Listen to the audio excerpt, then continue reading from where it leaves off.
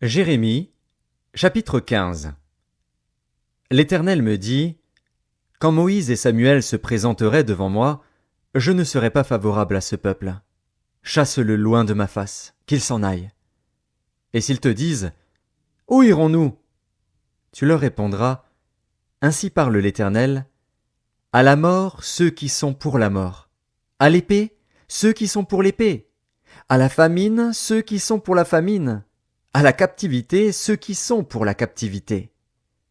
J'enverrai contre eux 4 espèces de fléaux, dit l'Éternel. L'épée pour les tuer, les chiens pour les traîner, les oiseaux du ciel et les bêtes de la terre pour les dévorer et les détruire.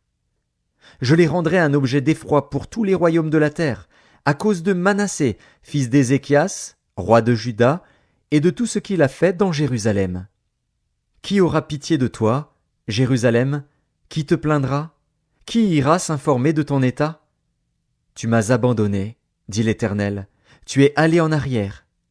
Mais j'étends ma main sur toi, et je te détruis, je suis las d'avoir compassion. Je les vanne avec le vent aux portes du pays. Je prive d'enfants, je fais périr mon peuple, qui ne s'est pas détourné de ses voies. Ces veuves sont plus nombreuses que les grains de sable de la mer. J'amène sur eux, sur la mer du jeune homme, le dévastateur en plein midi. Je fais soudain tomber sur elle l'angoisse et la terreur. Celle qui avait enfanté 7 fils est désolée, elle rend l'âme. Son soleil se couche quand il est encore jour. Elle est confuse, couverte de honte. Ceux qui restent, je les livre à l'épée devant leurs ennemis, dit l'Éternel.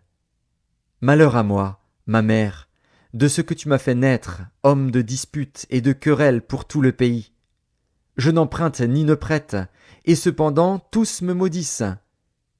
L'Éternel dit, certes, tu auras un avenir heureux. Certes, je forcerai l'ennemi à t'adresser ses supplications, au temps du malheur et au temps de la détresse.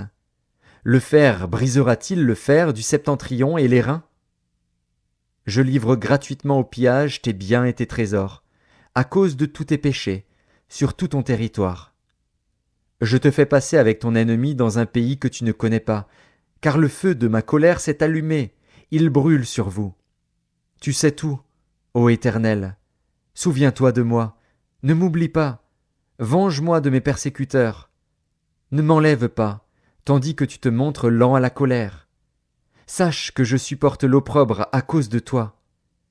J'ai recueilli tes paroles, et je les ai dévorées. Tes paroles ont fait la joie et l'allégresse de mon cœur.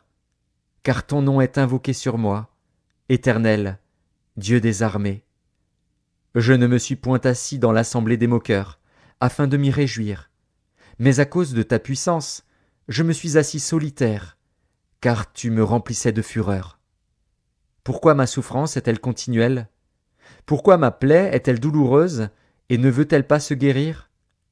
Serais-tu pour moi comme une source trompeuse, comme une eau dont on n'est pas sûr? C'est pourquoi ainsi parle l'Éternel. Si tu te rattaches à moi, je te répondrai, et tu te tiendras devant moi. Si tu sépares ce qui est précieux de ce qui est vil, tu seras comme ma bouche. C'est à eux de revenir à toi, mais ce n'est pas à toi de retourner vers eux. Je te rendrai pour ce peuple comme une forte muraille d'airain.